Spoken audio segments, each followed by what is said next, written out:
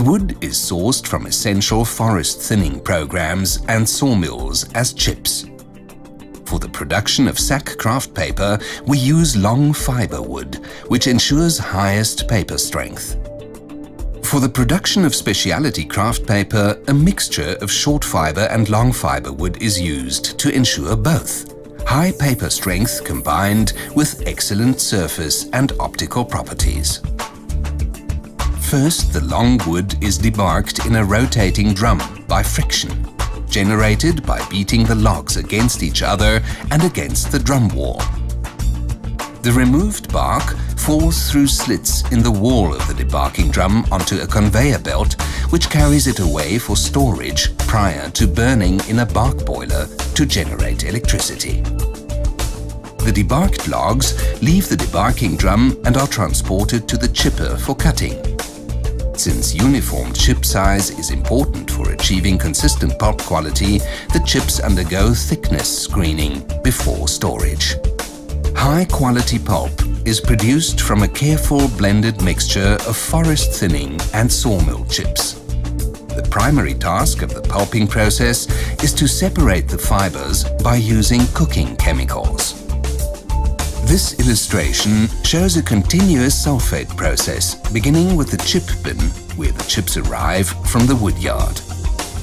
After the chip bin, the chips enter the low-pressure part of the process, the steaming vessel, where the remaining air in the chips is pressed out. Upon leaving the steaming vessel, the chips enter the high-pressure part of the pulping process. In this stage, pressure of up to 14 bars is used in the impregnation tower to fully penetrate the chips with cooking liquor.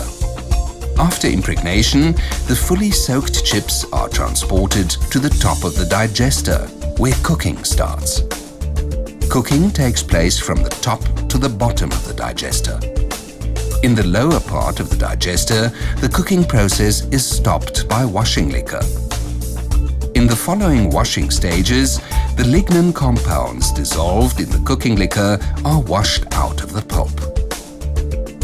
Around 99% of the used cooking chemicals are recovered.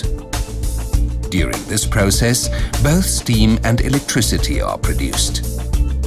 In the final stage, the washed pulp is screened before being used in paper production.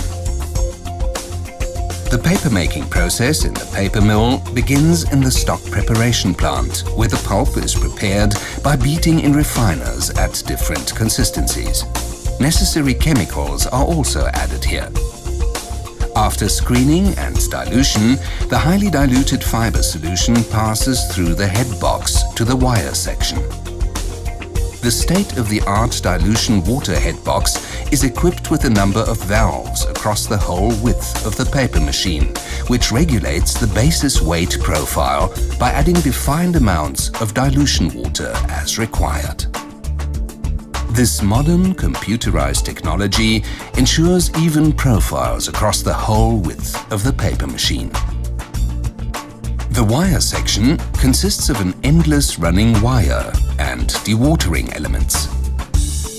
The highly diluted stock comes out of the head box and is evenly distributed on the running wire. The fibers remain on the wire while the water goes through it.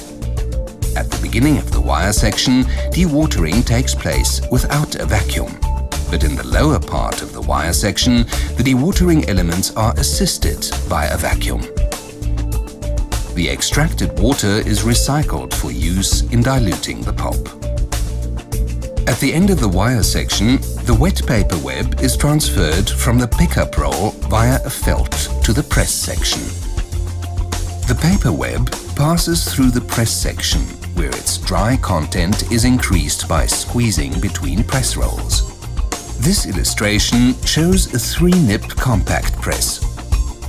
The paper passes through the press nips, where water is pressed out and the dry content increased. Depending on the layout of the press, the extracted water is taken up by suction press rolls, and/or felts containing the water transport it away from the pressing zone. After the press section, the paper enters the drying section. Here the paper is dried by a number of steam-heated drying cylinders. As a result of the high consistency beating during stock preparation, the paper shrinks during drying, but only in the cross direction.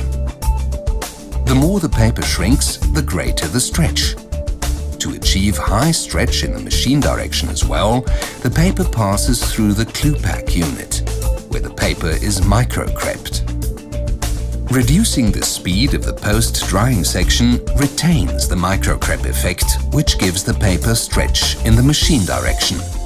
The lower the speed of the post-drying section, the greater the stretch in the machine direction. After leaving the Klupak unit, the paper is dried to the specific final moisture content. Before winding, the paper passes a scanner, which scans the moisture and basis weight profiles.